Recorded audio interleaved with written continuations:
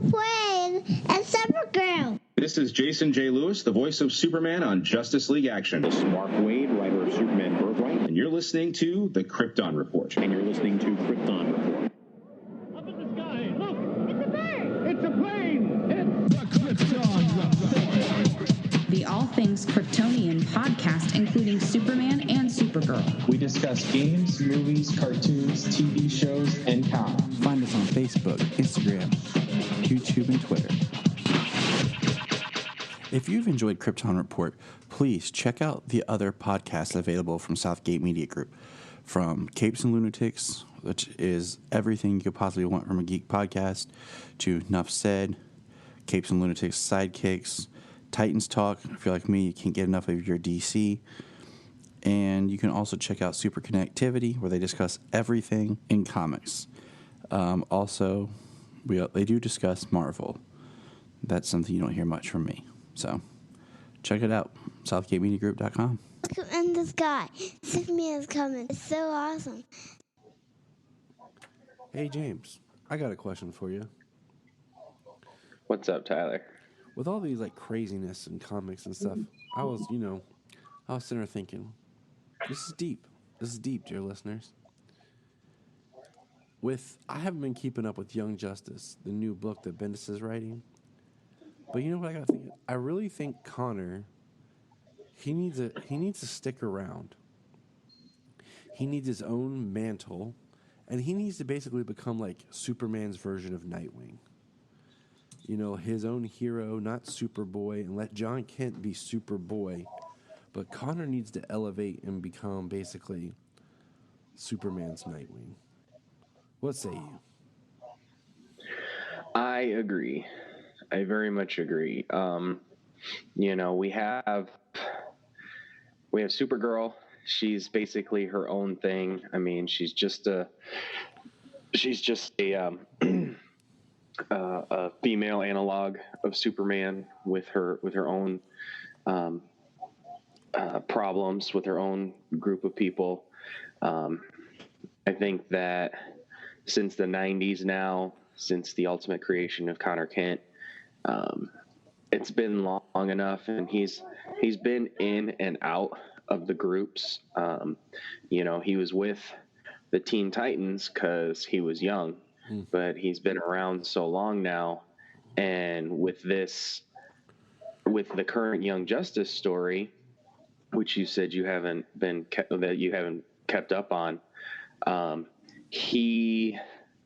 it doesn't specify that I can recall how long he's been gone, but he's been gone long enough because he was teleported to Gem World by the female head of Star Labs.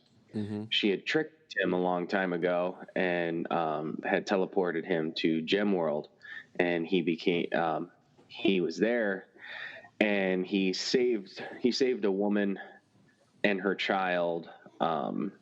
Her significant other had died, and she was like a single mother, and it was like a problem. And so he saved her and just kind of started taking care of them, living with them. He was like a farmer in Gem World. So he's been on his own, and he has had to do some, actual growing. Interesting. So now he got back with the team, and they did their multiverse hopping, which was kind of cool. I mean, it was interesting how, because you haven't read it, they actually went to Earth 3. Okay, they went to Earth 3, where the crime syndicate is from. So how the stories and the timelines line up is beyond me, because the timeline that they were working with in the Young Justice comic was the timeline where the crime syndicate had come to Earth in Forever Evil in the New 52, which is still which is what we're still actually a continuation off of in Rebirth, even though Convergence and Rebirth has made a lot of these other timelines still canon and events canon. So the timeline that they're working with, is the New 52, where the crime syndicate's gone and the majority of them were killed. But we know from Justice League that the crime syndicate was somehow there and back alive. But they did mention something about that because Lex said something about like killing most of them. So, but kind of the fact that the way the multiverse was kind of moving and starting with the totality and Perpetua and all that. So I have no idea, but they're back. But they go to that Earth and they're fighting like the sidekicks of. They're fighting like a Young Justice version of the crime syndicate over there on that Earth, which is awesome. And it's pretty cool. What do you call it? Didn't during that whole weird time aging thing of John Kent, he was stuck on Earth 3 with Ultraman, wasn't he? Yeah. So I wonder if the time loop, like if he didn't go back in time over there, well, because it seems like with Bendis stories, it seems like the timeline for anybody else's book doesn't matter. Like, John Kent goes to Earth 3 where Ultraman at this time is supposed to be dead because he came to Earth 1 and during Forever Evil, and the majority of them got killed. So in Forever Evil back in the New 52. So there's that. During his other books, when Superman's looking around and Superman reveals his identity, John Jones is there, but John Jones is absorbed by Lex Luthor. So unless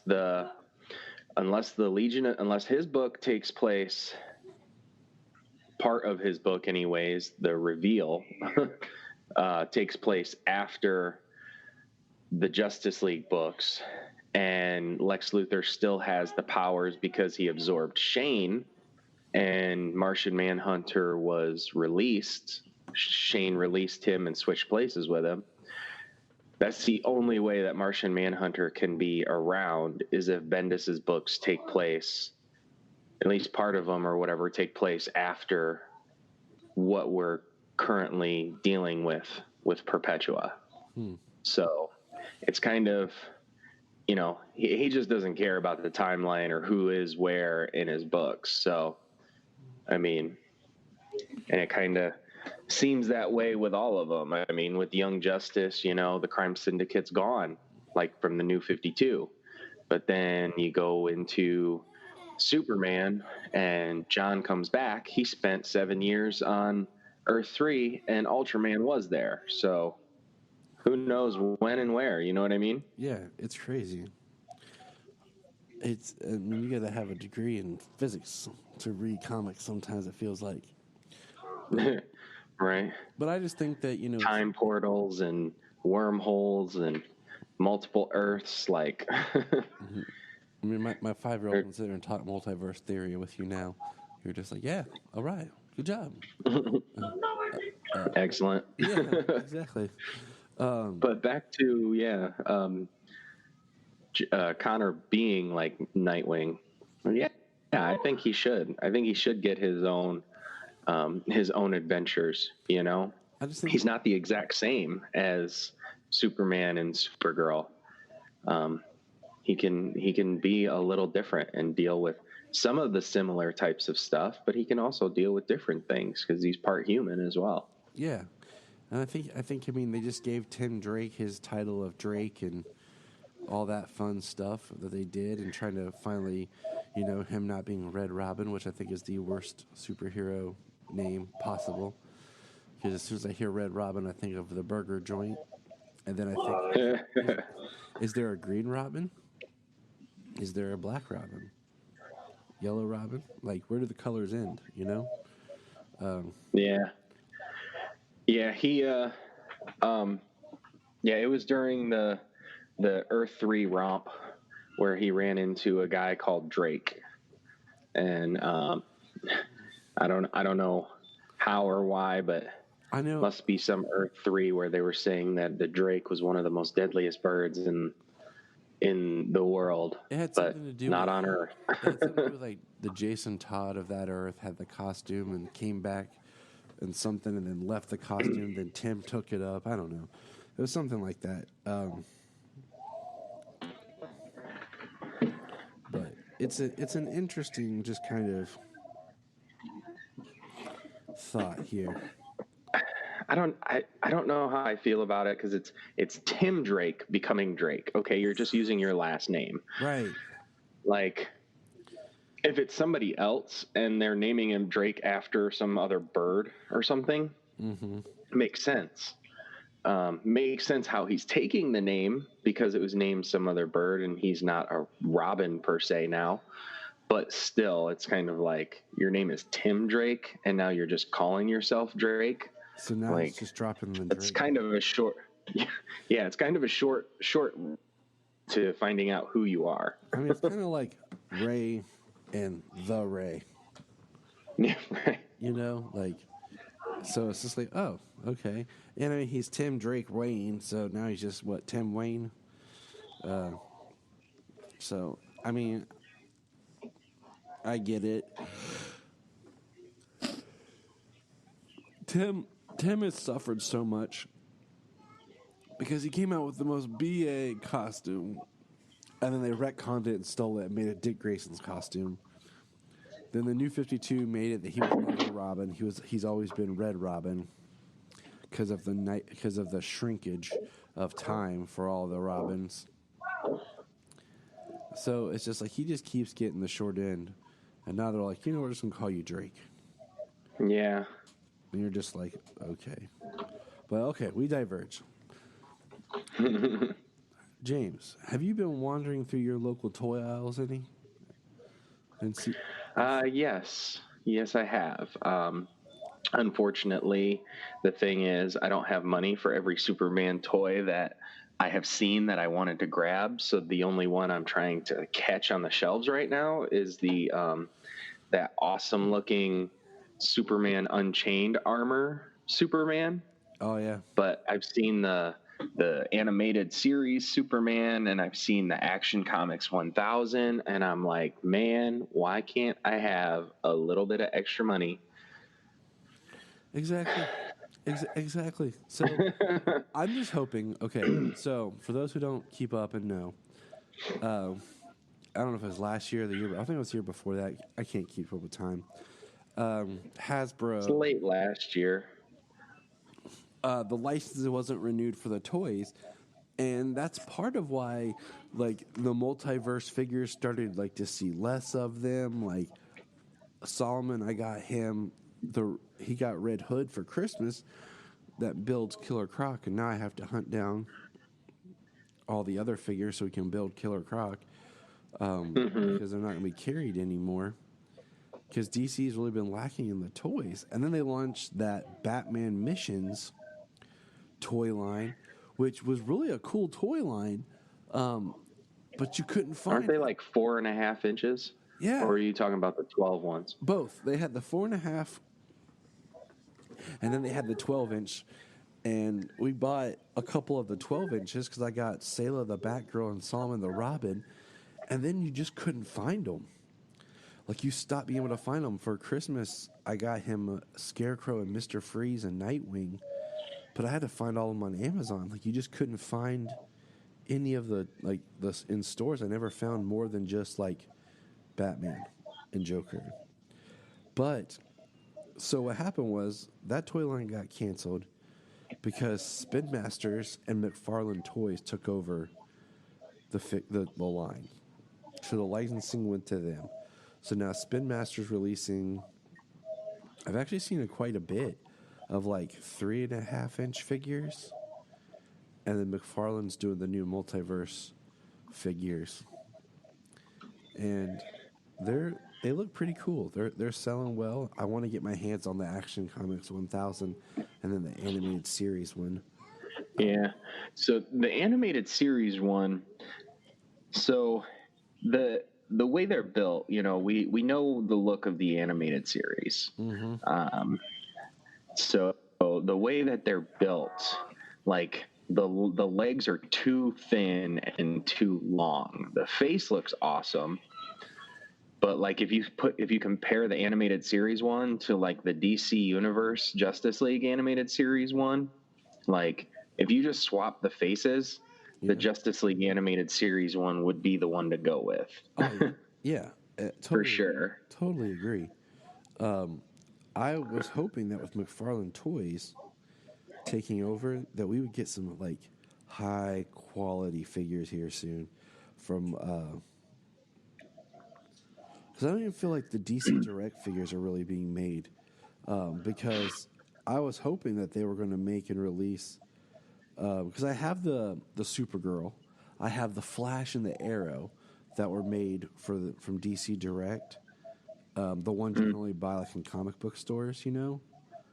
And I was hoping to get a Tyler Hoechlin Superman like made. I've been wanting to get the Martian Manhunter from the TV show, but I was hoping that like with McFarlane we'd start to get some really detailed, because their toys, like when they do like their like they've made a lot of horror toys, they do a lot of details, and it is sick. Like Yeah. like the details. Well, I just saw a Jon Stewart Green Lantern from Justice League animated series when I was at Walmart. Yep, that's what I want to get. Yesterday or the other day, and I was like, that looks awesome.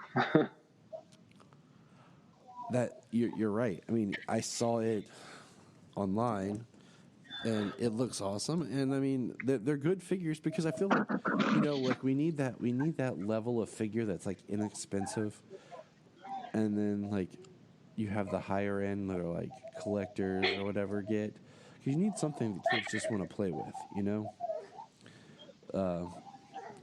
and that's why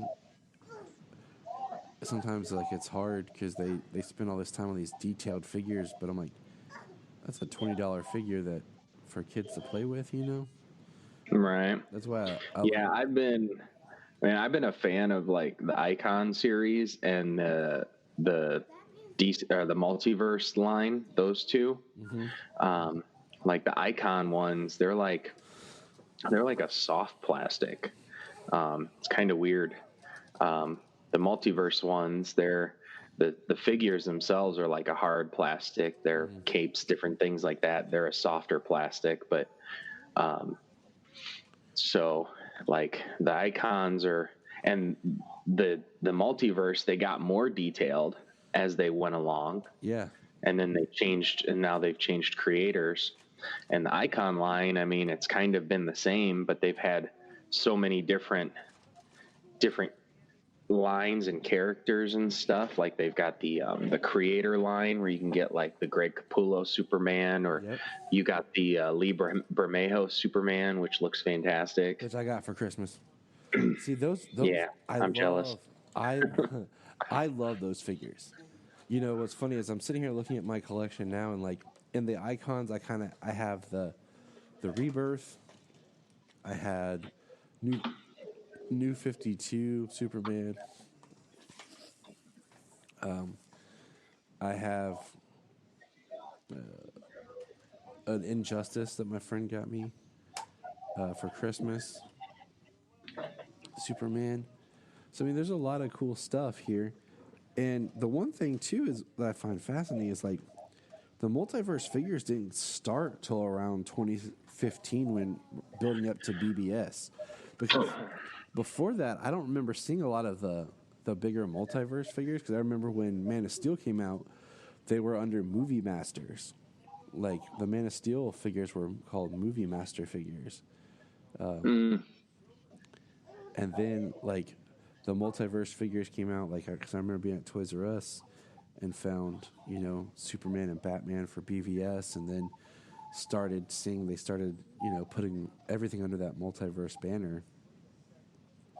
But it's just nice to see new toys back, and then maybe we'll start to see just more merch again. Like I feel like, I'm at Walmart because sometimes I can make it over to Target. It's a farther drive and everything. It's like 20 minutes away, but I just feel like there hasn't been just the merchandising stuff for kids. Yeah, for sure. And I'm just hoping that, with the new licensing and stuff, maybe we'll see that change. Because, that's what I want to get my kids. I have a little girl obsessed with a character that's not really, excuse me, great for little girls, and there's no cartoon or anything right now for kids. Like that's the thing. They don't have Justice League action. They don't have any kind of cartoon to draw the kids into DC right now. And you think that they would. It just seems like everything that DC has now is actually for like the older kid and adults. Like, right. How many of us, our generation is like affected because of Batman the animated series and Superman and then Justice the Timverse. Yeah, that was our introduction. So much. Like our largest influence, like maybe not our introduction. I know I watched the Fleischer cartoons and the Chris Reeves movies before those ever came out, but those are our largest influence. Because that was like yours. It was new. It was for you, and the Justice League action toys, I feel like they came and they went and were gone. And, I wanted to buy, I think, out of the Justice League action, I got, let's see, I never bought any of the small figures, but I got the Superman, the 12-inch Superman, because, of course, you and I interviewed Superman from Justice League Action, Mr. Jason J. Lewis. So I got his 12-inch figure. Phil and Luca got Solomon for his birthday, the Batman one. And then after that, we bought Lex Luthor because he was on clearance at Walmart. And we bought Plastic Man and Flash because we didn't have a Flash. But what's crazy is, like, if you go online, like, there was more Justice League action figures. Like, there was supposed to be a Green Lantern and stuff like this, but we never found, because don't get me started, like, there's no big toy stores that carry stuff. So, and the Walmart here sells out because there's only one around here, and then it just feels like nobody's stocking like the toys. Like they just have the bare minimum. And even when you go online, you would think the manufacturer, like, oh, I'll go to Hasbro's website. You can't buy directly from Hasbro.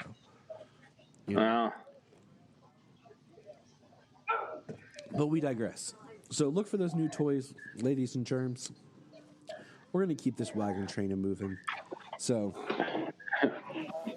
this week, James, by the time this comes out, Birds of Prey drops Thursday for people. And I was in an interview with the director, and she stated that they brought in Chad Stahelski to do some reshoot of action scenes or additional action scenes, whatever. They use the same terms kind of loosely. For those who don't know, Chad Stahelski was a stunt choreographer for years, worked a lot with Keanu Reeves, later went on to direct his first film with his partner, whose name I can't remember right now because I'm horrible, and they directed a little film called John Wick and then John Wick 2.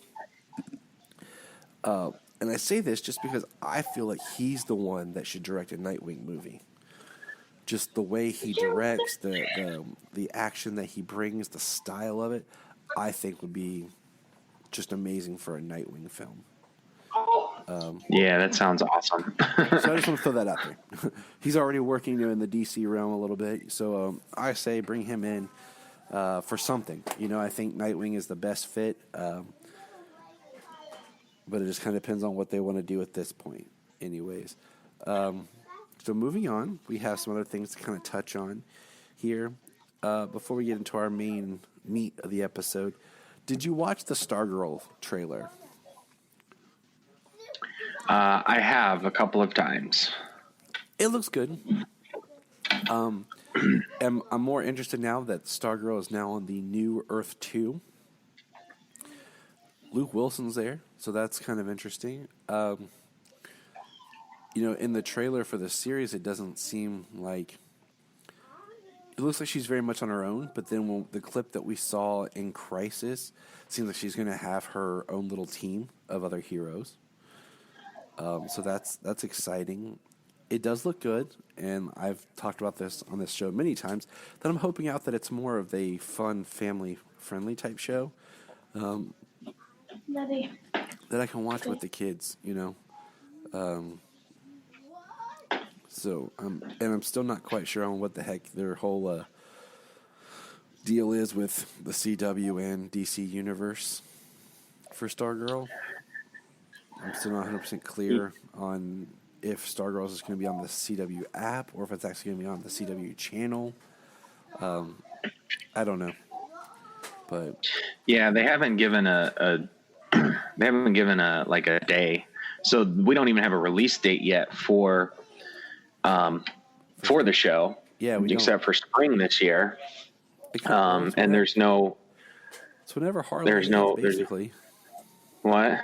It's supposed to be whenever Harley Quinn ends. Like usually they pick up either that same day or the next week. So that's which we have 4 more weeks of Harley, which I'm behind on. I'll admit I kind of got with being so sick and everything, and Jania kind of threw our patterns off. So I got behind on, which is fine because I kind of plan on just kind of binging it. Yeah, I mean, it's binge worthy. it's a funny show, but I mean, I've enjoyed it. There's been a couple episodes here or there that a little slower than others, but we're not talking about Harley right now. So, I mean, I'm looking forward to it. I mean, it looks like a fairly quality show. With the effects that are going on, the cast, we got Luke Wilson. I can't remember the name of the guy who's playing the original Starman. I can't either. But he's familiar. You know him if you've seen him. And then they've got Amy Smart playing her mother, which is cool. Which I mean, she's great. I know a little bit. I've loved most of everything she's been in, even if it's not been the greatest stuff.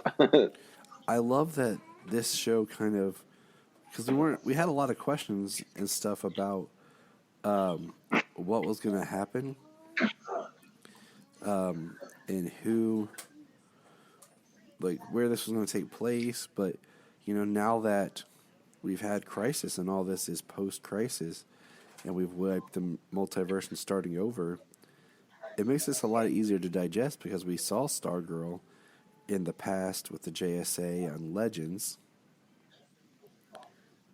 Oh, it's Joel McHale. That's who it was. I had to look it up. Yeah. Ah, okay. And then, there's cool. Dr. Midnight. I mean, the costume looks good. The staff looks great. We had a Stargirl on Legends. I mean, there was even a Stargirl on Smallville. So there's a new Stargirl here on Earth 2, and the characters, they look great. That Machine Stripe looks awesome. Yeah, it does. Yeah. And it's kind of cool to see. It's kind of cool to see some DC Universe stuff be a little more family friendly. I love the adult stuff, but we were just saying that DC has little to give children. The animated features aren't exactly child friendly, the majority of them anymore. The cartoons, I mean, they only had the one season of Action. They've got Teen Titans Go, but I mean, that's like a never ending show. Yeah. No, but I mean, me, I'm 100% behind you on that because I want something new to watch with my kids, and that's where you can get toy sales. Because, I mean, I don't get it, man. Sometimes I'm sorry. Like, I just, I think the last thing they really came out with for kids was what, Teen Titans Go versus Teen Titans. Yeah, I think part of the problem for so long was the people at Warner Brothers. You know what I mean? I mean, they were going through, it was the people at Warner Brothers, the people in charge, and then they were going through the sale being bought by AT&T. And so they weren't trying to make any decisions that were going to be major, that weren't going to do anything, that weren't going to further what they would have get out of it, like right now. Exactly. You know what I mean? Because they had no idea what was going to happen moving forward. And that's why now it seems like with the crisis and with the people in charge at the movies, with TV being so expansive. I mean, they've got DC Universe, they've got the CW, they're going to have HBO Max, which is our next part of our discussion. I think that they've just got so much area to release content that they can finally start to make real decisions and start expanding and being able to reach more markets. So especially with HBO Max going to have like Cartoon Network and stuff like that, all that's owned by Warner Brothers. So let's segue into what I've been thinking about too. Is, I have Disney Plus, you have Disney Plus, and I've been enjoying that. Thank you. And I've been thinking about, I would be okay, man, if they just offered DC Universe as part of the HBO Max, and then just had a subcategory on there, just like they do on on Disney Plus, where you can pick Star Wars or Pixar or classic Disney, and they just had a subcategory that said Disney, or I mean not Disney, that said DC, because I'm at a point where I want just one place for all my DC stuff. Supposedly next year, but my main thing is I just want one place with all my DC. If the CW stuff moves to DC Universe, awesome. I just, and since HBO Max is now expanding with an Aquaman cartoon series that's going to be produced by James Wan, it's going to have this Green Lantern show. They're already talking about having Doom Patrol on it, as well as having it on, DC Universe. Yeah. So I'm okay with it being part of it if they do something, good for those who already have DC Universe. Because, I think DC Universe is great because, the comics and everything that it has. But in the content, I just feel like if they're going to do this HBO Max, and it has so much DC properties already on it, why not just go ahead and make it kind of part of it? It'll make the bundle, just the value of HBO Max, so much more. Yeah. Yeah, certainly the value of it. I would be fine with them rolling over DC Universe subscriptions and DC Universe kind of being a tag, like you said, like the Marvel tag underneath the Disney Plus. That would be awesome. And unfortunately, I don't want them to do it, but if they did kind of separate the comics, they're on Disney Plus, you go to Marvel and it's Marvel content, video content. And then there's the Marvel Unlimited app. If they kept the DC Universe app and they kept the price point at $7.99 or even moved it down to $6.99 and it was just for the comics, I would keep that too, because that has been, especially since they expanded the comic library, that has been my biggest draw for DC Universe. I read more on DC Universe than I watch, except for the original content. And I've gone back and watched so much of the old content as well, but ever since they expanded, I'm like, oh yeah, like all these comics, I can just open up my app and start reading. Right, and I agree, because a lot of the problems that not problems, but like with DC Universe and stuff is that I own a lot of the stuff before it was on there. You know, like I owned a huge chunk of the Bruce Timm universe. I own Lois and Clark and some of the other stuff. What I've really dug is just being able to watch Superboy, because I only had season 1 of Superboy.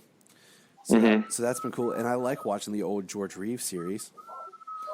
That's fun to watch, you know. So I've really enjoyed being able to access that stuff. But a lot of the other stuff I already owned. And I'm a little bummed that DC Universe hasn't put out, excuse me, as much more new original stuff. Like even they did the spotlight on Shazam, which was awesome. And the spotlight on Aquaman, that little documentary when Aquaman film came out. It's like, I wish they would do some more things like that for their characters and events going on. So I proposed, you know, I got in a whole argument with this guy online the other day because he's an idiot. Sorry, man who doesn't even know. But I just proposed, like, we were talking about Superman Lives. And I said, man, you know what? I would love that if DC Universe would make original animated films based on these unproduced scripts and sequels and movies that we've talked about. And this dude goes off, well, they already make these movies. The DC makes these movies on DVD. I'm like, dude, I know. I own all of them. I'm talking about just on the streaming service, to give the streaming service more original content to make it more valuable. And he was just trying to argue. And I was like, man, this guy is dumb. He obviously he missed like every point I was trying to make. But anyways. Yeah. So I'm just, you know, I just want one place to go to watch my DC. I don't want to have to splinter, like, you know, because technically, you know, Gotham's not, it's going to probably still be on Netflix, so it's going to be this kind of outlier series. And Pennyworth, you know, they're still properties of, and even Watchmen are properties of the DC banner, and Lucifer even, that are going to be on Netflix, I guess. And, you know, and Smallville's over hanging out on Hulu. So I would just like eventually to be able to just turn on something and watch all my DC and as a one-stop shop. But we hopefully will get that in the future.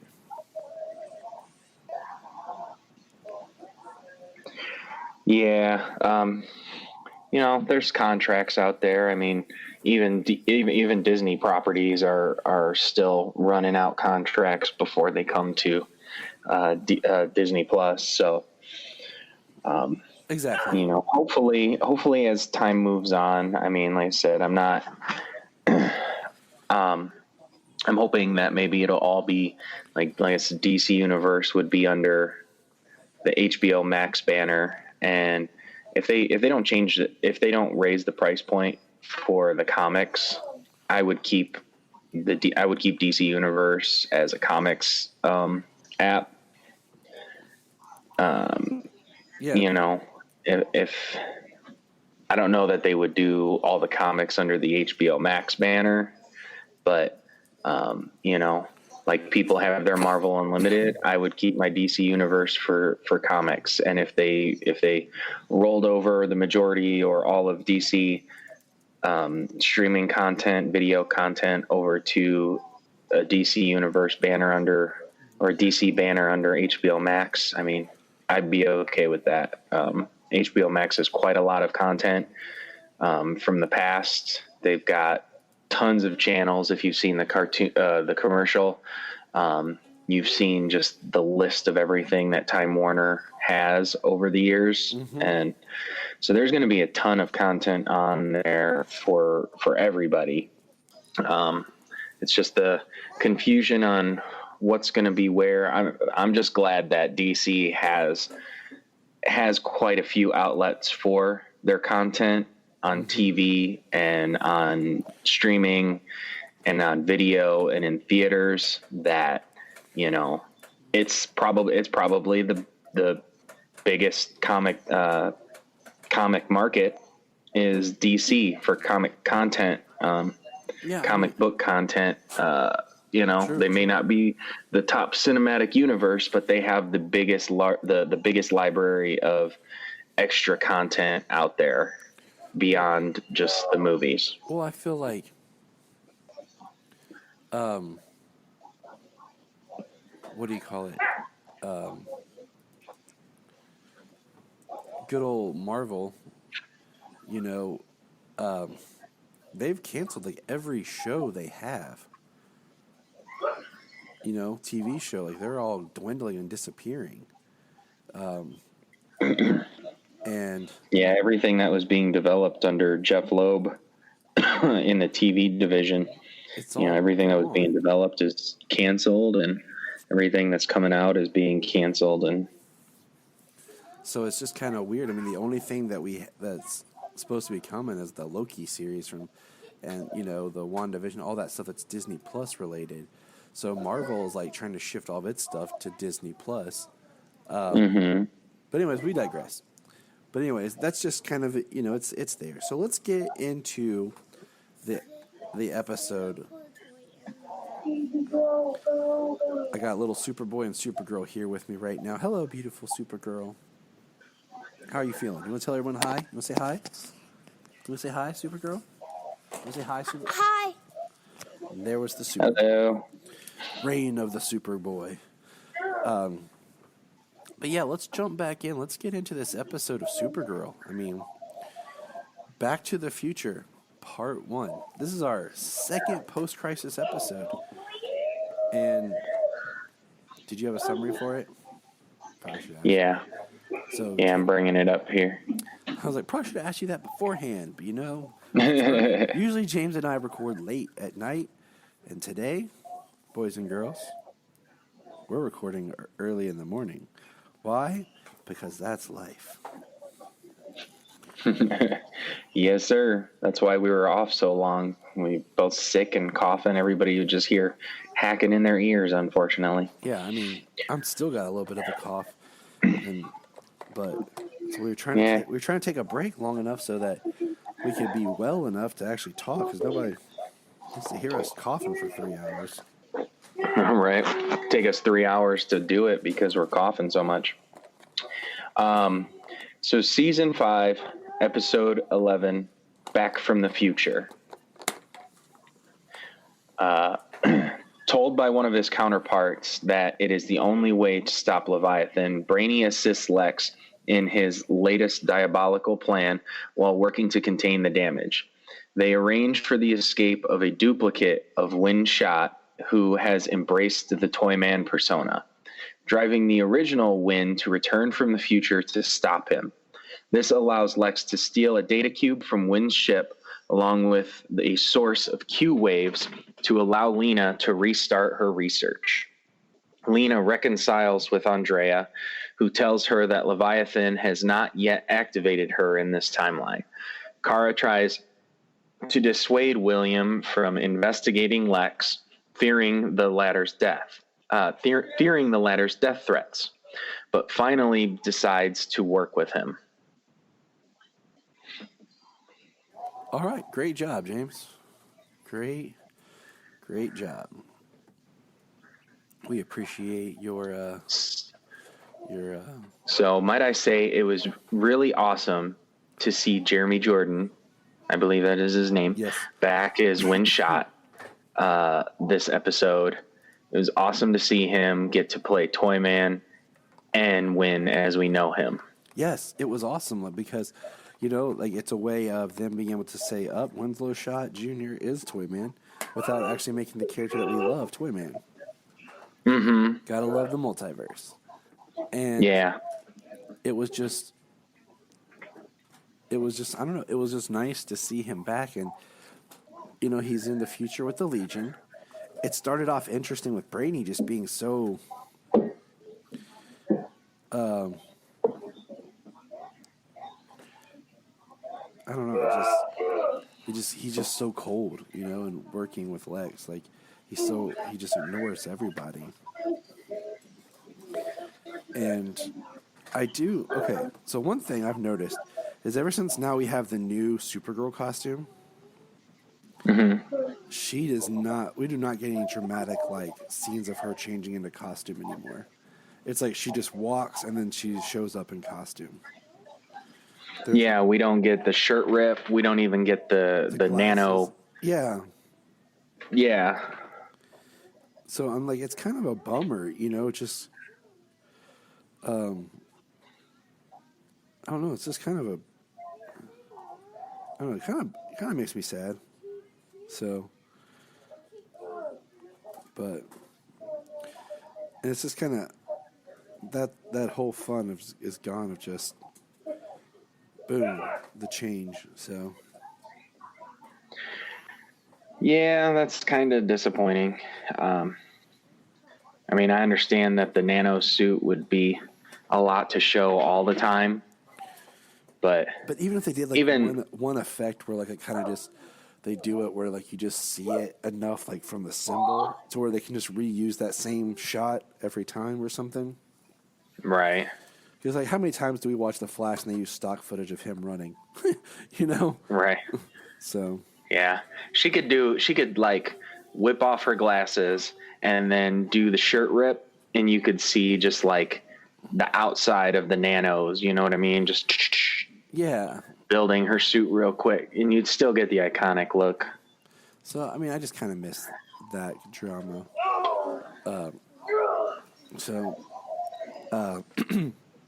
I noticed that we see, Toyman is the alternate Win who's trying to kill somebody who killed his father, framed his father, and it's just like he's just crazy because it's like it's a different Earth, it's a whole different person, but yet you're okay with killing this guy because he looks like the guy that did this to your father. So, right. All right. Well, anyways, you're psychotic, but okay. Yeah, I mean, Win as Toyman, he was pretty psychotic, and he's. There's not much history for him. He's just, this Toyman, his father. So the thing that's cool about this crisis is it's allowing these shows to have have some different problems that stem from crisis, like these multiple versions of characters that like all merged onto one Earth. So that way, they have to deal with that. Like, yeah, I mean, like multiple versions of Win, multiple versions of Brainy. We've got a second Beth over on Batwoman. Yep, and we don't. Black Lightning seems to be pretty much untouched, other than just conversational points. But my thing is, we're still trying to figure out kind of what happened. Because, they still also film in a different part of the country. With like Supergirl and like with Leviathan, because we know that the female leader person of Leviathan has taken over from Ramakon, like she alluded to post-crisis or pre-crisis. Mm-hmm. But then we learned that Andrea hasn't been activated by Leviathan, so all that stuff that she had done before, she has not done. Russell Rogers was not mixed up in Leviathan. He was taken over by the hostile takeover from Lex Luthor, and lost his company and everything. And that's why we now have, I keep wanting to call him Doomsday. Why am I blanking on his name? What's his name, James? The Russell Rogers character? No, his friend. Ripper? The reporter. Oh, William. William. I keep wanting to call him Dax because that was his name when he turned into Doomsday on Krypton. No, okay, yeah. You know what I'm saying? Like, right. William's just too plain of a name, okay? And they're just recycling that from Arrow. So we have that whole thing's changed, you know. He's now, you know, he wants to investigate Lex because of Lex basically destroying his friend's company. So it's just, okay, trying to learn what counts, what doesn't count, what happened, what didn't happen. That's a challenge. So we know that Lex is the one who brought Wynn. I did like, since we talked about toys, I did like the fact that Lex was like showing off his action figure. Right. He's like, yeah, here you go. Have this Lex Luthor action figure. And I told you, it would have been hilarious if like the figure he had been like somebody's prank figure, and it had been like the jail Jesse Eisenberg Lex Luthor.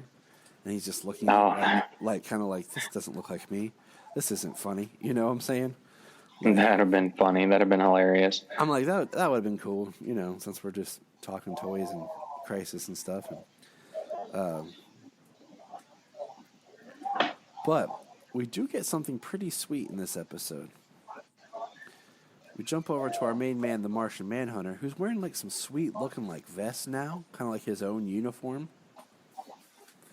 And he is redone and has a secret place in his detective agency that he nicknamed what, James? What is he calling it?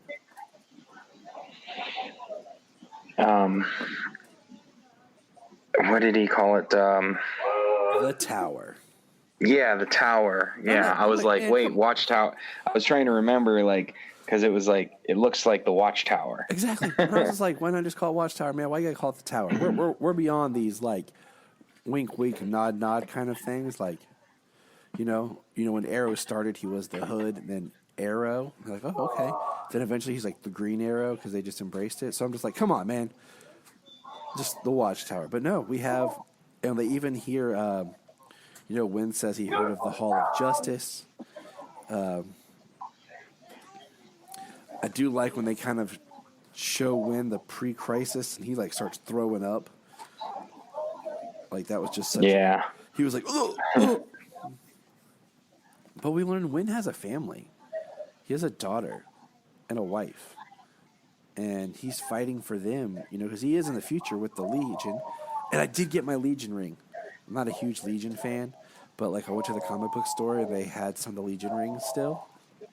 And I got one for me and the kids. So yeah, I wanted one when I went and bought my Legion book, but I didn't get one. Yeah, there's this comic shop near my work, and it's pretty awesome. It's small, but they have some cool stuff, you know. But I digress. But they also have these like they don't quite explain it, but they have like signals or something inside John's tower, because like he like shows all the symbols of all the Proto Justice League, and like he like hits one to like talks about calling on each other and stuff. So I thought that was interesting. I'm kind of curious where that's going to go. Yeah, that was pretty cool. And yeah, if you need any help, I had all the symbols there. And I feel like, so, I'm just kind of looking at my notes. You know what? Speaking on that real quick, the Hall of Justice, in the Hall of Justice in the end of Crisis, the one chair that was empty was John's, right? Because they showed a symbol of Arrow on the chairs. Uh-huh. Like I thought that was like adorned to the back, like as a tribute. And all of the rest of them had their chairs. I didn't think that Arrow had his own chair. I thought Arrow did. I'll have to go back. I'd have to rewatch it again. Because I thought it was kind of in the same, like they made it before Oliver was like dead kind of thing. So I don't know. I'll have to go back and look, because I do think it's weird that we have a Justice League with two Kryptonians. We have Superman and Supergirl. As much as I love it, it is weird, but I love it. So,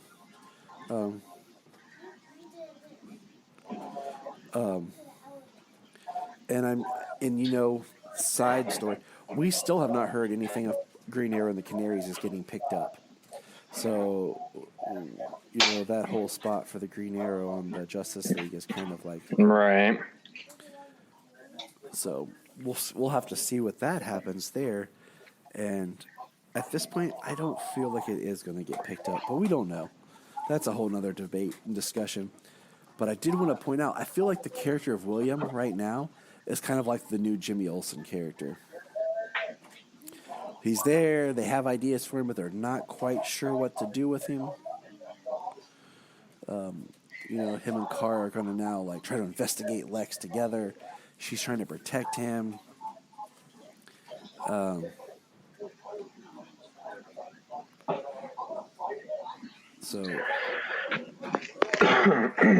Excuse me. And can we talk about the fact that Obsidian is basically building the Matrix? Right. Look, if you made a program like that, a virtual reality that's like the Matrix crossed with the Oasis, you're basically, and she's talking about, people come home from their jobs and go into their real lives. Nobody's going to want to go to their jobs. Everybody's just going to want to live in their fantasy virtual world. And eventually that just gives birth to everyone being plugged into the Matrix. Right. Kind of seems like that's maybe the blondes from Leviathan. It kind of seems like that's her goal. Like Ramakan was extinction level event, let's destroy humanity, whereas hers isn't let's not destroy humanity, let's give them something that they want to be able to control them. Great. I mean that's you're onto it. You're perfect analogy right there. I mean, I'm completely behind that. And I'm just sort of thinking it just that's everyone's like, yay, Obsidian. I'm like, man, you're just basically feeding into people's desire to escape life to a whole new level. Yeah, it's pretty interesting. I mean, it's kind of,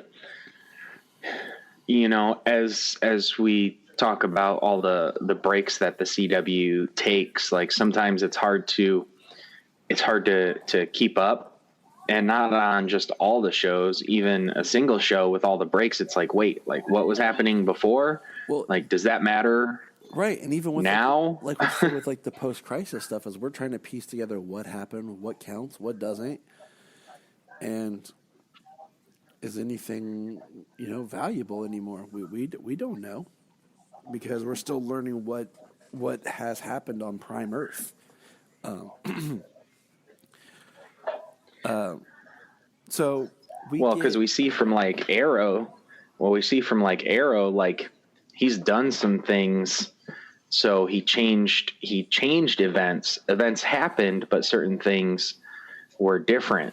He saved Moira from being killed by Deathstroke. So she's alive. Mm-hmm. Tommy's alive. Hey, we'll get there. We'll get there. So, I know. I'm just saying, I know we're going to talk about it. I'm just saying we've how is that able to change for other people? Wynn went to the future. A lot of that Wynn went to the future before, so certain events have taken place. And I feel like Supergirl events. I don't think everything was wiped out, but maybe certain things have changed, and that allows them with Crisis to be we could do something a little better with what we had done before. This is our opportunity to make little changes. I feel like Supergirl stuff, a lot of it's intact because Oliver had little to do with it. His world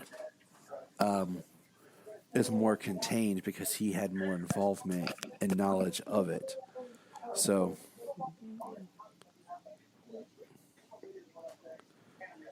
that's kind of where I feel. But we'll see how it all plays out here. I still feel like we're at a point now after this season. Maybe we should just get rid of Catco. I think for growth of the characters and stuff, it would be cool if Kara just becomes more of like private investigator with John, and we move away from like Catco and Catco magazine, because I feel like it's kind of run its course. But and I don't know. We need to differentiate her a little bit more from her cousin. Well, yeah. I mean, it's so with her group moving forward. We had talked about how it could be beneficial for the DEO or for her to have separated from the DEO and go out on her own. Well, now the DEO has changed. It's a public entity, and so they can still use it, but they can use it in a different light. And now it's being controlled by Lex. So what can he potentially move forward with, making controversial decisions that will, Supergirl and Alex, they have to, save the day when Lex has made a decision that they don't agree with, that would ultimately hurt or damage the DEO reputation or something. You know what I mean? Yeah, I totally do. And I wonder, how long is Lex going to stay around on Supergirl? I wonder. Yeah, I mean, I don't know. How long are they going to... is he going to stay around on Supergirl? Is he going to move on from Supergirl to Superman next season? Likely that's probably when that show is going to pick up, is next fall. Yeah. So I'm wondering, if they'll do something with the Superman Lex armor like they did in Rebirth, where Lex was wearing the armor of Superman and was trying to be quote unquote good guy. I wonder, because right now Lex is such a beloved public figure. So I'm very interested, or if that would come up, because excuse me, I'm just curious. But can we talk about my favorite part of this episode? What's that? So we find out that Toy Band shows up at the alma mater of Andrea Rojas, because they helped steal his father's stuff, and he's going to kill them. And he has giant mechanical tigers that jump out, because the mascot of the school was the Tigers. Or the Wildcats or something like that. Eye of the Tiger starts playing. Yeah, I love that. That was my favorite part. And I've noticed, and I brought this up to Jania, since post-Crisis, it seems like they've brought in a lot of pop songs in each episode for a fight scene. And not just on Supergirl, but on Batwoman also. Because last week we got NSYNC playing when Brainiac was fighting Brainiac. Yeah, we did. So just kind of keep your eyes and ears open, and let's see if this is just kind of a thing that they're incorporating now more post-Crisis. It's intriguing. But, I did like when battling with the Eye of the Tiger, and we have everybody in there fighting.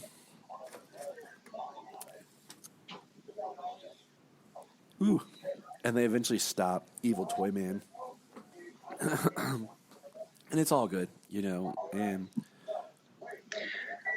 so that was actually quite interesting. They do the Wynn goes after him, and he's trying to talk him down, and he sets off the bomb and blows up the thing, blows up the auditorium and everything. And then you get Supergirl kind of going into super speed mode, which was awesome. Yes. Because you never see her do that. She's always just a blur. she goes into super speed mode and she takes people out one at a time before the explosion happens. And Wind just uses the ring or the device, and he uses some dream powers and protects himself from the explosion. But it seems like Toyman is not done, as he still is projecting from a case of his or something inside of like the DEO lockup, the DEO evidence lockup. Yeah, like he uploads his conscious to a computer system, which that's, going to come back. Because this is Back to the Future Part 1. Yes. So something's going to happen that's going to play out. I'm intrigued by it. So I'm curious because he's now like Evil Win is a cyber problem. But I feel like, okay, so as much as I love it, I feel like Supergirl's heat vision has now become a crutch it's just like she does it of just turning around, and she just uses her heat vision on everything. Right. See, this episode, it could have been something kind of cool because they showcased her super speed once. Like, she could have used her super speed to get one and her heat vision to get another. You know what I mean? Like, showing her using multiple abilities because, like, as it came for Crisis, like, her and Superman, all they did was fly around and zap people with their heat vision. Just stood there or flew around and juke, juke, juke. It's like... It's not like a laser. It's not like they're blasters from their eyes. Like, yeah. I just feel like they've gotten kind of lazy. Like, okay, what are the Kryptonians going to do? Just have them shoot heat vision. Yeah.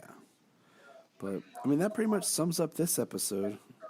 How do you feel about it? I actually really enjoyed this episode. I'm kind of liking the issues that they're using, stemming from Crisis.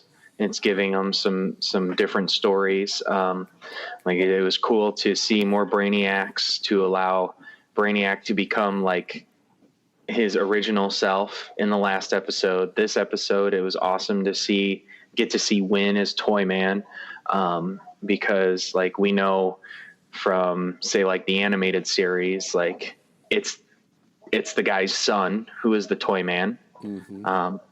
So it's kind of cool to get to see that, like Win get to be Toyman. The Eye of the Tiger moment was pretty awesome. The tower was cool. Jean was going to do some stuff, like he's actually kind of a man of action. They didn't follow him and show what he was doing, but he's kind of being a man of action after Crisis now. So I enjoyed the episode. I thought it was really good. I mean, I give it an 8 out of 10. I mean, I love what Jean's doing. I really feel like we're at a point where I think Supergirl's show needs to kind of clean up some cast.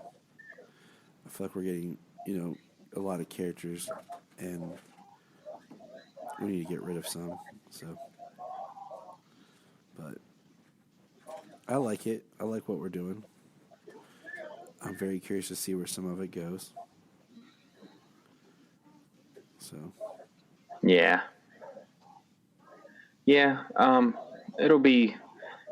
Hopefully, there's some straightening out. We have brought up some issues in the past with Supergirl. Hopefully with the new Earth, they'll give us some interesting stories, and they'll clean up a few things. Get some of the characters and the cast to be more comic accurate versions of themselves, and we shall see. It's been entertaining since we've come back from Crisis. I've enjoyed it. So I have too. Some people have complained, but I've enjoyed it. So I don't know what the hoopla is about complaining. there were certain times, there were certain times last season where it got real dull. Certain times, the beginning of this season, it slowed down a little bit. Wasn't like dull like it was last season, but it slowed down. But picking up here after Crisis, it's doing well, I feel. All right, so we kind of talked this week's Supergirl, and I kind of give it a B. What do you give it? I give it a B for a letter grade it. And now we're going to talk about something Right else. there with you. We're gonna sidestep just slightly, not really a whole lot, but this week was the series finale of Arrow, and we're going to kind of just talk about it a little bit because Arrow's been a big part of it kickstarted this whole universe on TV, and it reinvigorated DC on television. Just some history. Smallville ended in 2011. Arrow premiered fall of 2012. And that was the only thing on TV DC related. And, it came out, it was good. It was, it had some mixed reviews because it was definitely, when it started, it was very much kind of being like, all right, this is like the Nolan Green Arrow on TV. Dark, gritty, realistic, and now here we are. It ends with him as the Spectre after Crisis on Infinite Earths. So, the show's gone through some stuff where, in one way, it kind of had a soft ending in season 5. Kind of like how Supernatural's kind of ended multiple times and then kept going. Right. So, I just wanted to touch on it. Like, did you watch Arrow from the beginning? Were you a fan of Green Arrow before the show, or?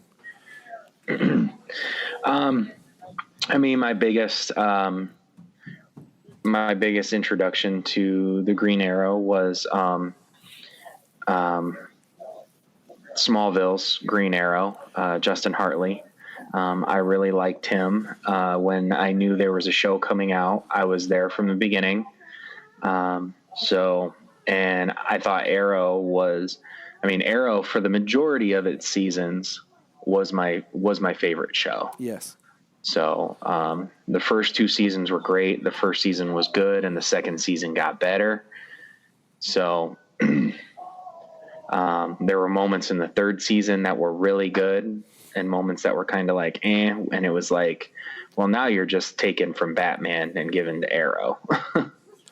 The biggest thing that I always felt bad was, I feel like between Justin Hartley and Stephen Amell, there is the perfect Green Arrow. Like somewhere there is a perfect Green Arrow. Stephen Amell's was too dark, brooding for Green Arrow, but I still enjoyed him. He changed over time, but he still was kind of similar. Justin Hartley was just like Green Arrow Begins, kind of getting started. But the biggest thing was both of them were kind of used as, we can't do Batman, so we'll do Green Arrow. We'll make him Green Arrow, but we'll kind of make him a little bit more Batman-esque, especially in season 3. They did the whole Ra's al Ghul and Nyssa and Talia, and they really, turned that up. And it was in the 3rd season of Arrow that Felicity really turned to being the annoying character that she later became, that I couldn't stand. Yeah, there was, like you said, in between the two. And the problem that started happening after the 3rd season of Arrow and the 4th season of Arrow was Oliver consistently made the same mistakes over and over and over again. He would keep secrets from them. He wouldn't tell them things. He would, he would keep trying to do everything on his own, even though his team kept expanding and growing. and he would drive people away, and then he'd apologize, and then he'd do it again. Yes. They kept doing the same thing over and over again. It was like, what are you doing? I mean, I'm surprised Wild Dog lasted as long as he did on the series. Like, he came in season 4, right? Was it 4 or was it no? He didn't come in till. Was it season 4? Did he come in after Damien Dark? I'm trying to remember. Maybe he came in season 5. Season 5 was Prometheus. Season 4 was when I lost a lot of interest in it. Yep. Not season 3, season 4. Yep. Arrow dealing with this magical stuff. They bring in Vixen for one episode. Punching magic stuff. They bring in Vixen for one episode, who she should have been on the show more. Vixen should have been in Crisis. I hate that she wasn't. They bring her in. They very force Constantine in, as if he was on the island. I thought the whole island story in the 4th season was stupid. Oliver should not be going against magic. That should have been like a 1 or 2 episode thing, not a season arc. This should have been more Justice League Dark characters in season 4. Yeah, if they were going to bring in magic, they should have introduced some more supernatural characters into the season. Like Zatanna? Yeah. Exactly. Thank you. Like Zatanna, they brought in Constantine for one episode. I mean, whatever, he was on the island once. I mean, they kind of gave him something. They brought him over from his show because his show got canceled. They brought him onto Arrow. They gave him a purpose in the episode. I mean, sure, the island may be a stretch, but Constantine gets around for supernatural items. And then, kind of to help bring Sarah back from the dead. I mean, she's become a great character. So, I mean, you can't be like, oh, well, it's different the way they did it for her. And then they've used her as opposed to when they killed Oliver twice in Crisis, killed him, brought him back, and then killed him again. Yeah, they could have just had him on the gurney dying or something, like in a coma, and then he became the Spectre. Like, he died and none of the heroes knew. He became the Spectre. Yeah, they felt like he was brain dead or something. And then the actual death was there when he was the Spectre with them. But whatever. It just could have been a little bit more, because it was like you're trying to get me to cry for the same death in episode 2 and then in episode 4. But we're kind of just summing up Arrow just because it did do a lot. Every spinoff except Supergirl was kind of spun from an episode of Arrow. The Legends kind of spun out of the second crossover, Legends of Yesterday, Legends of Today, 2-part on Flash and Arrow, where they fought Vandal Savage. Of course, Flash, he appeared on Arrow first before getting his series. Black Lightning was the original property that originally didn't connect either. And then, of course, Green Arrow and the Canaries, it had its own kind of episode on Arrow. And then the Batwoman episode of Elseworlds was technically the Arrow episode. So she technically, gets spun out of an episode of Arrow. Yeah. The only interesting, the biggest thing, now just this is a tangent, I just thought about it, was when Black Lightning came back and he's talking about Crisis. He's kind of trying to get in touch with Gambi, and he's talking about it, and he's like, Superman's real, this and that, when it seemed like on their Earth that they were like comic book characters. Yeah. So, but when it comes back to Earth Prime, so maybe things are the same in Freeland, but the history of the world now is like they did it correctly on like Supergirl, and say like on this episode of Arrow, where they're talking about history as though that is the only history. But on Black Lightning, they're almost seeming like Black Lightning's history still is there, and now Superman's real. Well, no, your history would be that Superman is real. Like, everybody would know that Superman's real. They wouldn't know that Superman and Supergirl were a comic book character. Well, I mean, they would have just known that Superman and Supergirl is real on Earth. They would have had those memories. It's coming from Jeff, who's still adjusting, because like he's the one's like, Superman's real. Like, he doesn't know that it's one Earth yet. You know? Yeah. Or he doesn't know that their memories are be like, yeah, we know Superman's real. Like, oh yeah, I came from an Earth that it wasn't real. I kind of wish with although he was a paragon, or he wasn't a paragon, so he should have been. But when the Earth was reborn and he was in it, he should have the memories of Superman and Supergirl being real, and then he should have the memories that they weren't real given back to him. Mm-hmm. You know what I mean? So yeah, I think kind of seems like they missed something. He does have the memories from both. I thought all the Paragons still have their memories from pre-Crisis. Or he wasn't a Paragon. No, true. He got wiped out before they went to the Vanishing Point. I'm just going to say that Jean gave it to him. Oh yeah, he had to have given him back his pre-Crisis memories, but that's my headcanon. Everybody else got it, but no, like so. But he should understand that he knows that everybody should know that it's. You know what I mean? Yeah. So 2 points. One, I feel like Black Lightning's Crisis stuff should have been like the end of his season should have ended, or like his Crisis stuff should have been at like the last episode, and then like his crossover stuff was like not, that happened, and then Crisis for them picked up next season, because it just feels so awkward. Like he goes back to Freeland and what they're dealing with. He could just pick up the phone and be like, "Yo, Barry, help me clean this up real quick." Right. Yeah, because the interesting thing would be that for them, like, they were on a different Earth where none of this. So when the Paragons like recreated the Earth, like it would seem like their memories would comprise events that have happened in the past. You know what I mean? It would compile timelines. But Black Lightning wasn't involved, so. Coming back to the occupation of Freeland and everything like that, it's just kind of seems redundant, but it's okay. There are certain things I feel that they probably misstepped when writing into it. Like, because I feel their world exists now with all of this history of all of those characters.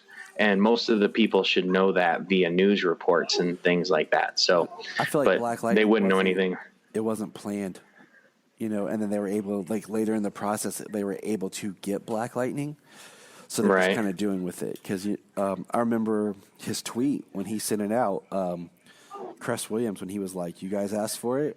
All right, here it is." And it was him saying, he's going to be part of Crisis. So, right. But here, okay, so back to Arrow. So the final episode, we're getting to the, is basically kind of like, we learned there was a documentary being made that was going to be about the Green Arrow that's now kind of like a memorial for Oliver.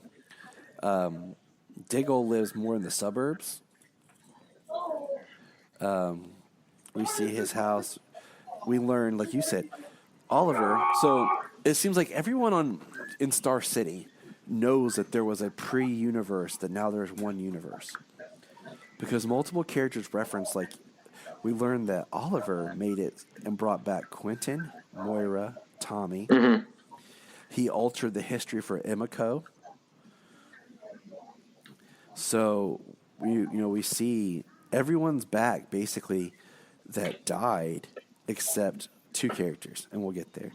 But they all mention that there's a world out there where a universe or a life that existed where they died, and now here they are alive. So they talk about that. It was kind of a bum we didn't get to see Walter Steele, though. I'll just throw that out there. That would have been kind of cool to see him and then have a Zod comment. But we didn't get that. But, the episode is interesting because it's, we get to see Diggle wrestling with the idea that Oliver his mission is over. and there's flashbacks, and Stephen Amell's in all the flashback scenes with like a flashback sequence that happened when Oliver and Diggle first started pre Felicity. So it's like right when it was just him and Dig starting out. And, that plays into the main thread. And, young William gets captured by a recently released prisoner, John Byrne. John Byrne. I thought that was funny. Yeah. I couldn't even say it with a straight face. And, all of Team Arrow is here. So Ragman is back. That was dope. I like seeing Ragman back because I liked Ragman. Yeah. I kind of wish Huntress had shown up. Just that would have been kind of nice. She's like the forgotten person that was in Arrow. But, we see... Well, maybe we'll see her in Batwoman. It would be nice. It would be really Since cool, she actually. exists most of the time in Gotham. It would be cool to bring her in. And, I don't know why you wouldn't. We've learned that you can have multiple characters in different of TV and movie, and it just helps. Even if they recast Huntress, I don't care. Yeah, it could be a different woman. It could be a different Huntress.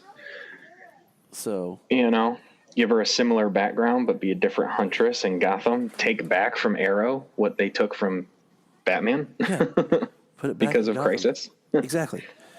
But we see that it seems like this is our only episode post-Crisis of Arrow. Because our last episode was, of course, the Green Arrow and the Canaries. And it's a weird episode because what's got me is Laurel and Dinah are there. Okay? But the events of the Green Arrow and the Canaries happened because Sarah goes to the future to get Mia to bring her back for her father's funeral, which is interesting, but yet they don't do that for William because William's still missing from being kidnapped from the last episode. Right. Well, young William is still there. Like, Mia is only an infant. True. And she goes to get the grown Mia because she actually knew her father. Right. But it's just interesting because how, I don't know, Laurel's there, but yet we don't see Laurel show up saying I'm here for this. And then Dinah has her memories. She talks about getting offered the captain's seat, but in I keep wanting to see the Black Canary show. Green Arrow and the Canaries, pilot, or whatever that episode was, she has no memories and there's no memory of her. So just something doesn't fit right and really work out. Yeah, I'd have to watch them again back to back because I'm not sure how. Laurel talks about time traveling to the future. And she uses the ominous, future newspaper to kind of get the story going. And then I don't know exactly how Dinah got to the future. And why did she get to the future after so is the version we see of Dinah and Laurel in the finale episode prior to them going to the future? Well, and then Mia has her memories. Well, yeah, she comes from after that episode. Right. So Mia comes from after the previous episode. But the Laurel and Dinah, are they from the early timeline before they go to the future? So they don't have the memories of what happened yet. Exactly. It's just weird. You know what I mean? I expected at the end when everybody kind of goes their separate ways and you have Dinah on her motorcycle going, I kind of expected something to happen and her to get sucked into a portal or something. That's how she got thrown to the future. But it was just weird. But the episode, is a lot of people sitting around. We see Roy, which is great. We see Thea. Everybody suits up to go save young William, but of course it's Mia that saves William. And it's just kind of like a greatest hits episode because we see basically all the major characters from Arrow talking about Oliver. Of course, Felicity shows up.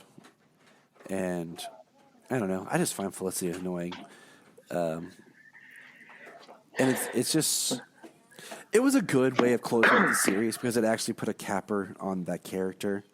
Everybody, like Diggle's moving to Metropolis. Renee's going to run for mayor. I'm guessing that Diggle never adopts Connor Hawk now. So we'll kind of see how that plays out, I guess, because we see Diggle and his 2 children, John Jr. and Sarah, and Lila moving to Metropolis. Yeah, well, because the adoption happened in the future, like, because we never even seen a young version of Connor Hawk from Bronze Tiger anywhere in the series. The version of Connor Hawk we've ever seen is only from the future. Yeah, so I mean, it's interesting. But it seems like from the future episode that he didn't adopt Connor Hawk. Yeah. Maybe that's because he spent more time off world. Maybe. And we'll get there in just a second. So, oh dang! I was trying to get a segue in. All right, fine. So, this is what's interesting. Okay, I was talking with one of the guys that works at the comic book shop here. He says if you go back, there are 3 references to Hal Jordan in Arrow. Okay, so you can state that Hal Jordan's out there because at the end of this we see a box fall to Diggle and he opens it and it's shining green. Yeah, like a meteor from space. So to screw with Brian, I just said it was kryptonite because he's moving to Metropolis. Because we don't ever see a ring; it's just greening in a lead box. But the guy, that doesn't work for me. That doesn't work with me. The comic books guy I was talking like maybe Hal Jordan sent him a ring because he needs him, or he duplicated a ring or something because there's something going on with the Lantern Corps because technically Hal Jordan is out there. So it wouldn't necessarily need to be Abin Sur or an alien to bring him the ring. So I was like, okay, right. That's cool. So I don't know the histories of all of the Green Lanterns. So, I mean, the one I know is Abin Sur crashing to Earth and the ring finding Hal Jordan. I don't know how a ring finds, and now they use that same storyline for Kyle Rayner. Kyle Rayner. They use that same story in the animated series for Kyle Rayner in the Superman animated series that the lantern crash or that alien crashes and the ring finds him. Like, so is there just? But there's only one lantern per sector mostly. Okay. So until Earth. How did all of the lanterns get their rings? So I listened to the Geek History lesson just recently. They did their Guy Gardner and they did their Kyle Rayner. Guy Gardner is very much retcon. Ladies and gentlemen, beautiful listeners, the great and most beautiful girl of the galaxy, Jania, has entered the Cave of Solitude. It is my Lois Lane here, beautiful, who's about to leave. Let's praise Jania. That's my mommy, James. Hello. James says hi. Hi, James. So you're fine. I will hopefully be seeing you guys in a month. Yeah, you look great. Jania's heading out to go see some of her friends from massage school for a little bit. Yeah. Love you, babe. Be safe. Take the van, okay? Yeah, you will. We're trying to make plans so we can see you when you come down. So sweet. But so I listened to Geek History lesson and Kyle's is pretty clean. Kyle is a ring that was created right before Hal Jordan, infected by Parallax, destroyed the Green Lantern Corps.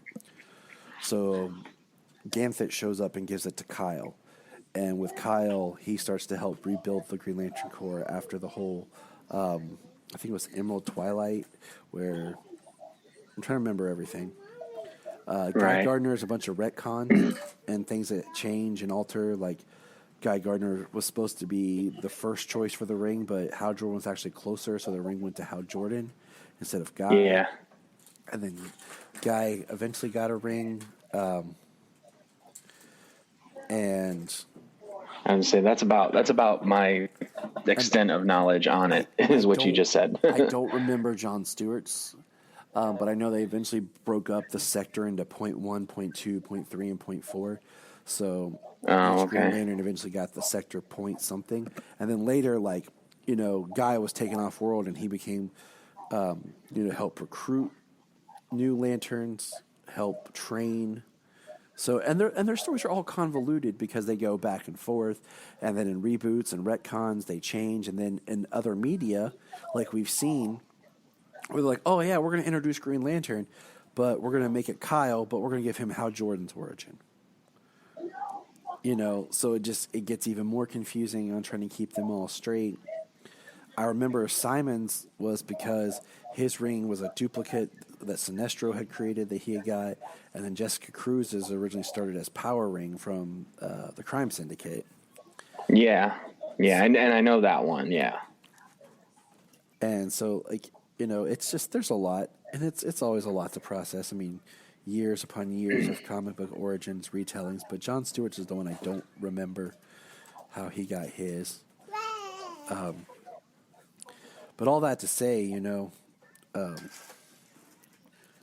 Diggle can very well be Green Lantern, and you said it, and I'm going to make sure I credit you this, because I think, a lot of people were expecting Green Lantern Diggle to show up on the next episode of The Flash. I don't. You and I were talking about this. I figure he's going to show up maybe next year on the crossover. And that'll be the big hook. That'll be the big hook for next year on the crossover is like the Green Lantern Corps, the Green Lanterns showing up, and just being that one step into something new to kind of breathe. It could be Diggle because we know we were talking about this earlier. The HBO series is going to be supposed to have 2 lanterns, so it would be really awesome if the HBO series is Hal Jordan, Kyle Rayner, and then we have Diggle, Jon Stewart, over here, doing his thing kind of outside of, and he just kind of pops up. Like maybe he makes an appearance in an episode on the HBO series, then pops up over here on the CW series, and that's kind of our link, But it was exciting. I wish they just would have shown the dang ring. Yeah. I mean, it'd be awesome to see him, but we also know that the budget for a lantern, for lantern constructs is going to be expensive. They're going to want him to look, they're going to want it to look halfway decent, on a TV budget. I think they can pull it off as long as they don't they keep it very little. I mean, think about all the other stuff that we've had. You just put him in a suit and you basically just, make him glow green, make his eyes green, make some constructs. And you just, like I'm saying, that's why he's not a regular character. He's like an appearing guest character. You think about how they've done, with Superman, like their heat vision. You think about different effects they've done with them and what we've been able to accomplish. I think they can pull off something good. Yeah. And like I said, like you said, I did bring it up, and that's what I hope. If Diggle does come back, Arrow's done. That's where that's where he was. If Diggle comes back, I hope and expect that when he does, it would be like in the next crossover, and he would show up as a lantern for a part of the time. Maybe there's some kind of extraterrestrial threat or whatever, and it's part of his job to protect the sector. I'm telling you. So he would show up, give them a hand, and then return to space. Next year, he shows up because World's showing up, and Mongol is on his way. That would be great. Because That's not like some kind of like, that's not like a crisis level event where like that is War World shows up and it's a threat to Earth. It's an extraterrestrial threat. And it would give some pretty cool action stuff to deal with from that set piece and deal with people in a personal light because they have to fight each other and have to stop War World. Like it would be different. It would be better, I think, than trying to go bigger. Yeah, I mean, you make it personal. You make it. You take it, and you do something that's personal, and that's what we get. We get a personal story. We get something that's more for the heroes. And War World would definitely draw a lantern to Earth. So it's something coming, and I think this is. I like the finale of. I like the finale of Arrow. It's so weird if you think about it. If you only watched Arrow, it would be so weird to kind of get to these last seasons and the last parts and not have like the context of everything else that's happened. So it's just weird to think where we started and now where we are, where we ended. It's been a journey. And I'm kind of sad to see it go because, like, it just, even though, like, it started as my favorite show and then it's not. And it returned to form, here and there. So that was good. Season 5 was good. I enjoyed season 6. Season 6 was kind of like where they did like a half season arc and then a second half season arc. It kind of, I think that they should do a little more of that half season arcs so that way they have less filler, Yes.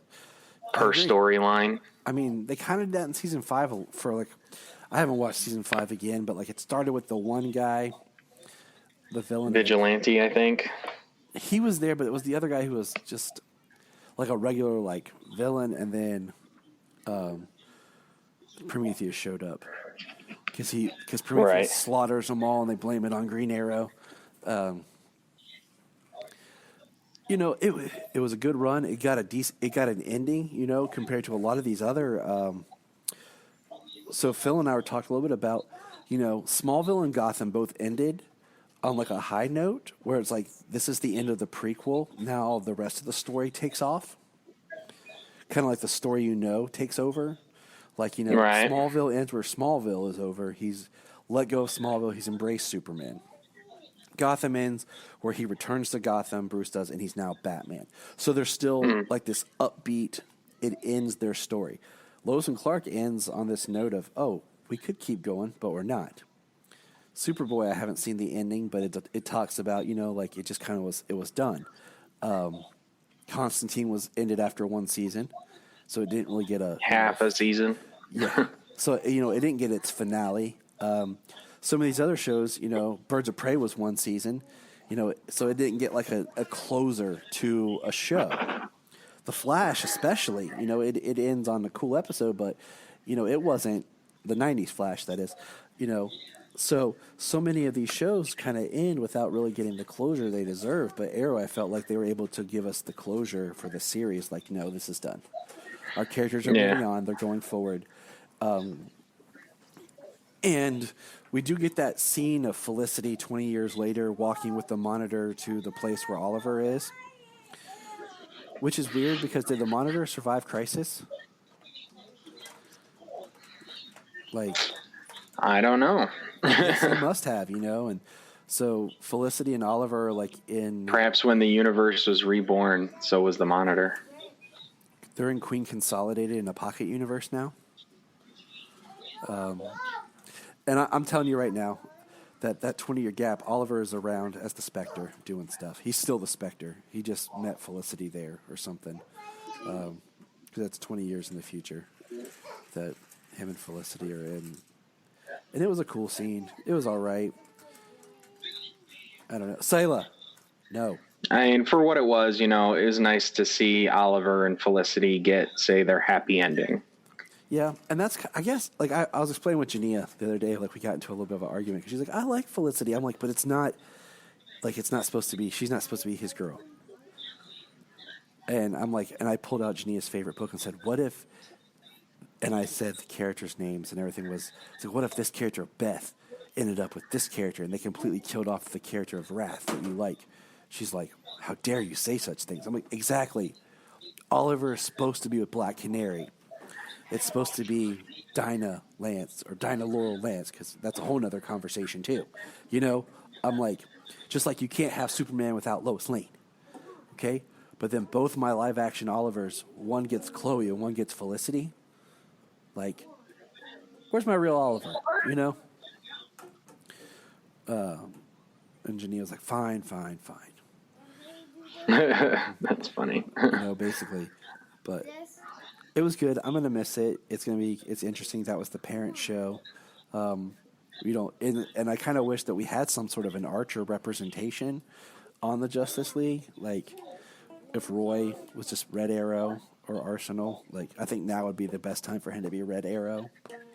But whatever. I mean, things move on, go forward. Well, it was hard to keep Colton Haynes around. Was it other work, or did they just not have anything for him, or what? Who knows? I don't know. I think sometimes we get characters, we develop them to a certain point, and then it's like we have to do something with them because we don't know what to do.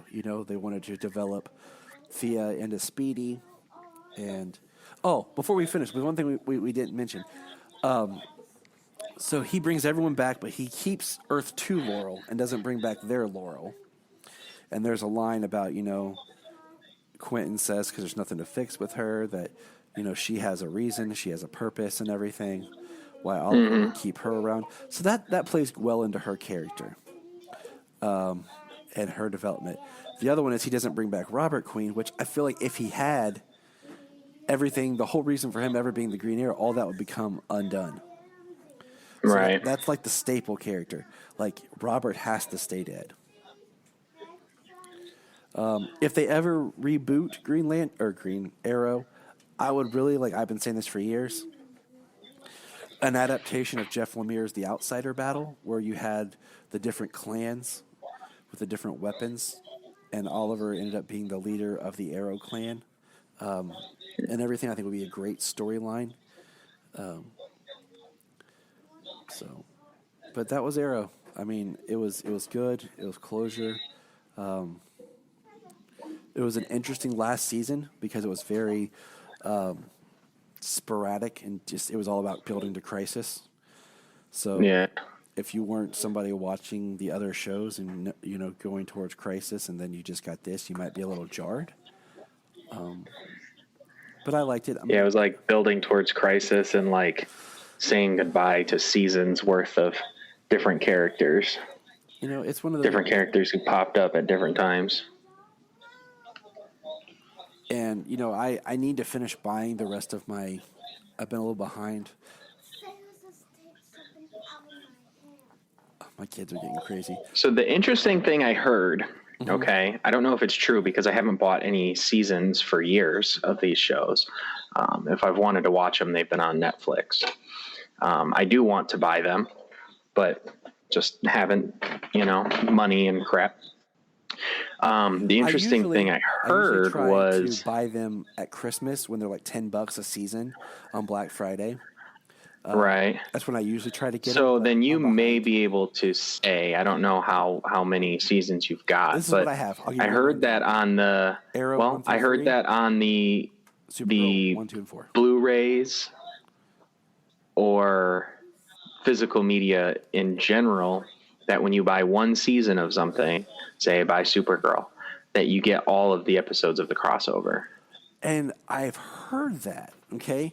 But I think Phil confirmed that with me. I have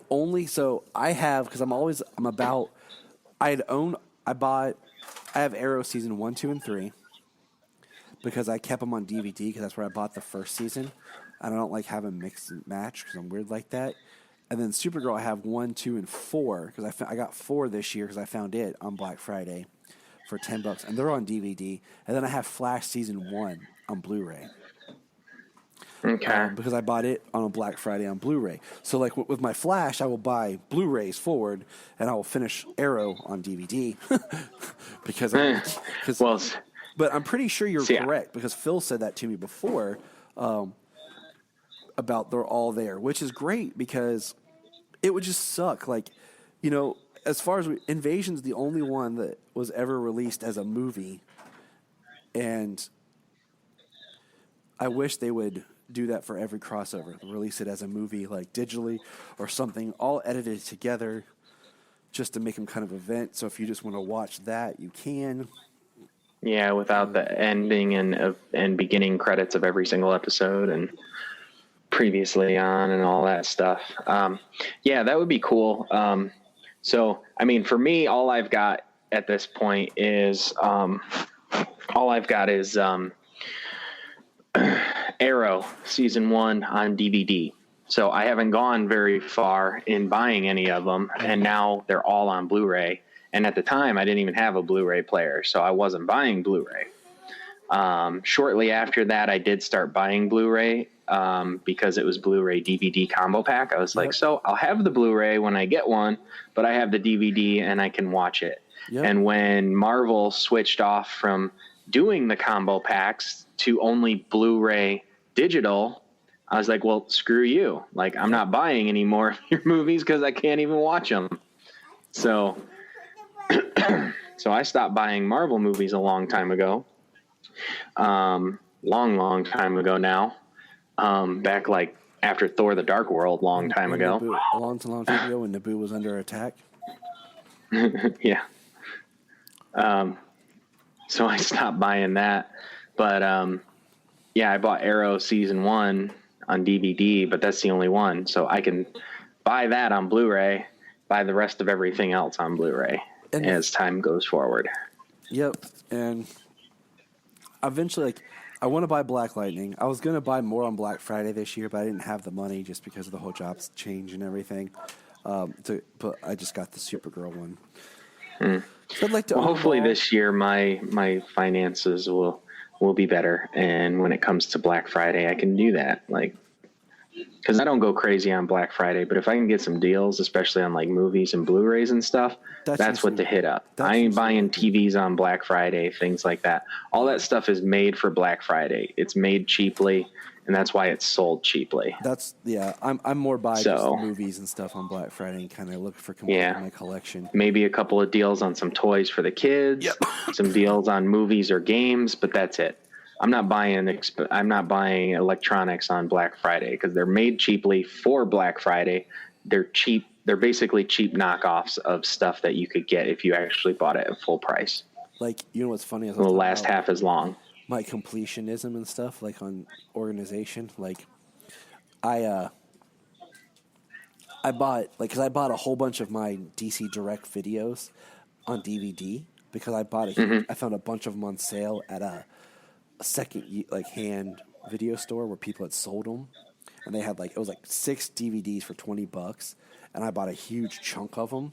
So then I just kept buying them like I found them. And then eventually, when I got caught up to the current releases, I switched over on Bad Blood was the last one I bought on DVD. And I have them on Blu-ray, and part of me is kind of want them all on Blu-ray.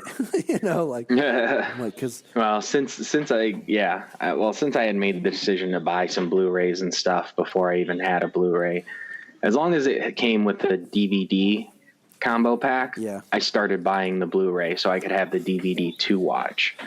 And then just within the last year is when I started I went back and claimed all the digital codes that I had that I never claimed. When they started doing, when I started using my digital stuff more, is when I was like, okay, I'll start buying the Blu-rays because I find I started using the digital copies on my phone and and everything. But all right, man, we've been rambling for a while. We've been talking Supergirl, Arrow, the Arrowverse, HBO Max, so much good stuff from DC. Comics are coming. out. Doomsday Clock ended. Year of the Villain is still kind of in swing. Superman just revealed himself as Clark to the world. I haven't read the new issue. I'm actually going to go read it after this. So much good stuff to check out. Talking points coming up. Is there anything else you want to add in there? No, I think at this moment we're pretty good. All right. Birds of Prey is coming out this week. So we'll be talking about that soon. And remember, everybody, look up in the sky. Look up in the sky. Look up in the sky. Look at the